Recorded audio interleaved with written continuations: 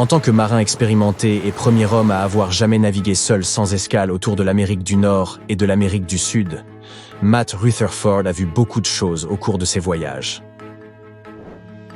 Mais ce qu'il a vu en 2013, alors qu'il naviguait dans les eaux de l'Atlantique avec son collègue, se démarque sans aucun doute.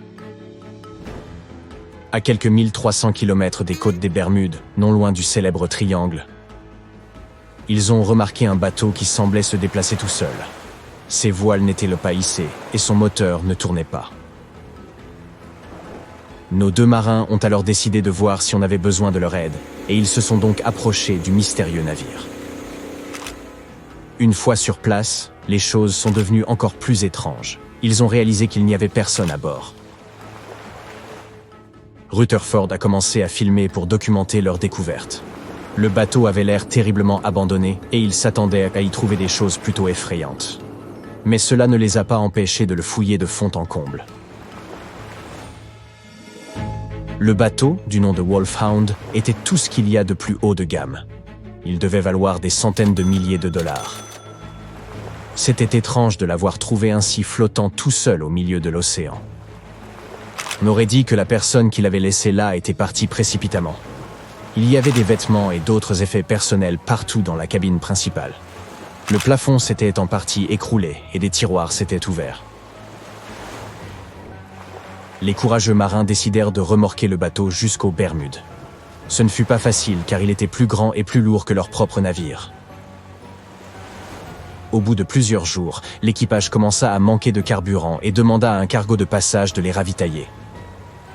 Ils continuèrent ensuite à tirer le Wolfhound jusqu'à ce que le câble de remorquage se prenne dans le gouvernail et qu'ils réalisent qu'il risquait de s'échouer dans le triangle des Bermudes. Ils durent donc abandonner le navire. Ce qui s'est réellement passé et comment le Wolfhound s'est retrouvé au milieu de l'océan restera probablement une énigme. La rumeur veut qu'il ait appartenu à un membre du Royal Irish Yacht Club.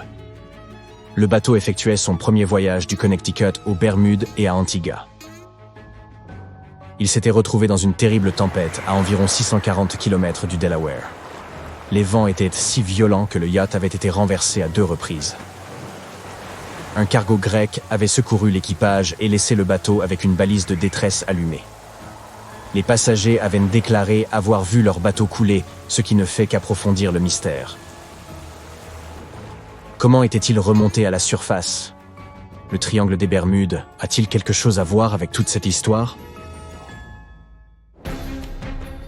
Christophe Colomb lui-même a signalé une activité inhabituelle de sa boussole dans cette zone mystérieuse, alors qu'il était en route pour le Nouveau Monde.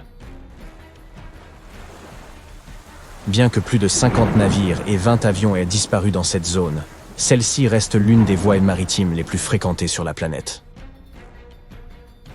Certains sceptiques pensent que cela seul suffit à résoudre le mystère du célèbre triangle. Leur théorie est que plus une zone est fréquentée, plus il s'y produit d'accidents. Mais là encore, ce n'est pas le nombre de disparitions qui rend l'endroit si mystérieux, c'est l'absence d'explication et l'impossibilité de retrouver certaines épaves. Le premier navire dont la disparition fut confirmée dans le triangle des Bermudes est l'USS Pickering. En 1800, il quitta les États-Unis pour se rendre aux Antilles. Le navire entra dans le triangle des Bermudes avec 90 hommes à bord. Depuis, personne n'a plus jamais entendu parler d'eux.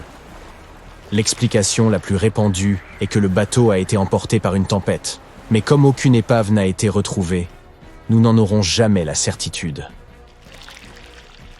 Le plus grand navire qui ait jamais disparu dans cette zone mystérieuse est l'USS Cyclops. En mars 1918, avec à son bord un équipage de 306 personnes, l'USS Cyclops a quitté la Barbade pour rentrer à Baltimore. Le navire a pénétré dans le triangle des Bermudes et s'est tout simplement volatilisé, ou plutôt, a sombré dans les fonds marins. On n'a jamais reçu aucun signal de détresse du Cyclops, qui a disparu sans laisser de traces. Le triangle des Bermudes n'est pas le seul endroit au monde où des navires disparaissent et refont mystérieusement surface. L'une des histoires de bateaux fantômes les plus célèbres est celle du SS Peshimo. Ce grand cargo à vapeur fut construit en Suède. Le 1er octobre 1931, il se retrouva pris dans la banquise. Son équipage décida d'attendre et parvint à se libérer au bout de quelques jours, pour se retrouver à nouveau piégés moins d'une semaine plus tard. Cette fois, ils ne parvinront pas à s'en sortir.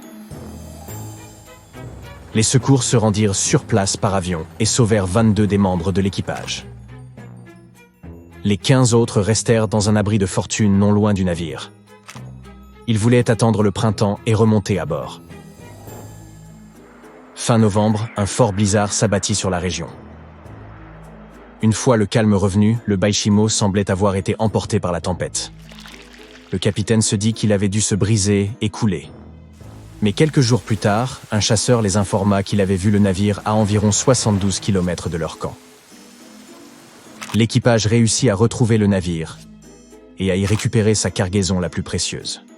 Il craignait que le Baishimo ne passe pas l'hiver, mais finalement, il survécut.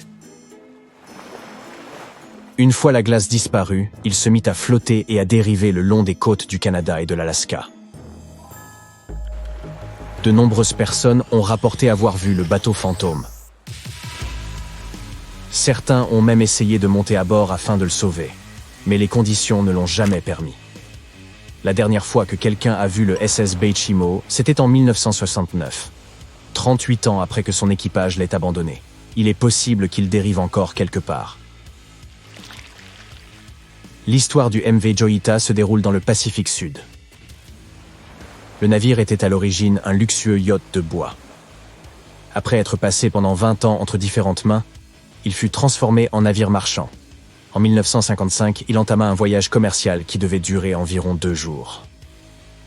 Mais il n'atteignit pas sa destination à temps, et personne ne s'en inquiéta immédiatement, car c'est une chose courante en haute mer.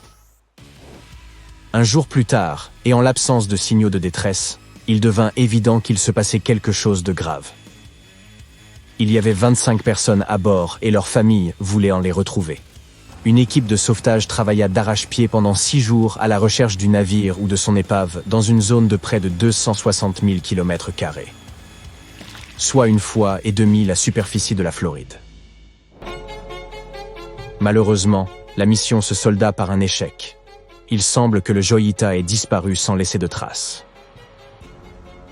Un mois plus tard, un autre navire marchand aperçut le Joyita à la dérive dans l'océan, et ce à des kilomètres et des kilomètres de sa route initiale.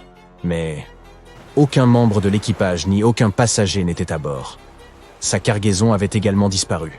Les canaux de sauvetage n'étaient montés plus là non plus. Les gens avaient donc dû s'échapper du navire dans l'espoir de se sauver. On apprit que l'équipage avait tenté d'appeler à l'aide en réglant la radio sur le canal de détresse international. Mais un câble endommagé les avait empêchés d'envoyer leur signal à plus de 3 km. Il semble également qu'en quittant le navire, l'équipage ait emporté le journal de bord. Et nous ne savons toujours pas ce qu'il est advenu du Joyita. Les familles de ceux qui se trouvaient à bord cherchent toujours des réponses. Un professeur affirme qu'un tuyau aurait fui et inondé le navire. Mais nous ne le saurons probablement jamais. Dans l'océan Pacifique, près du Japon, il existe une zone surnommée la mer du diable. Il y aurait là l'un des 12 tourbillons les plus dangereux de la planète. Certains prétendent que ces zones sont le siège de phénomènes étranges parce que l'attraction des ondes électromagnétiques de la Terre y est plus forte que partout ailleurs. Le navire le plus célèbre à avoir disparu dans la région est un patrouilleur de pêche, Kaiomaru No. 5, en 1952. Le navire s'était rendu sur place pour enquêter sur les navires disparus et il disparut lui-même avec ses 31 membres d'équipage. Les scientifiques qui ne croient pas au mystère évoquent l'éruption d'un volcan sous-marin.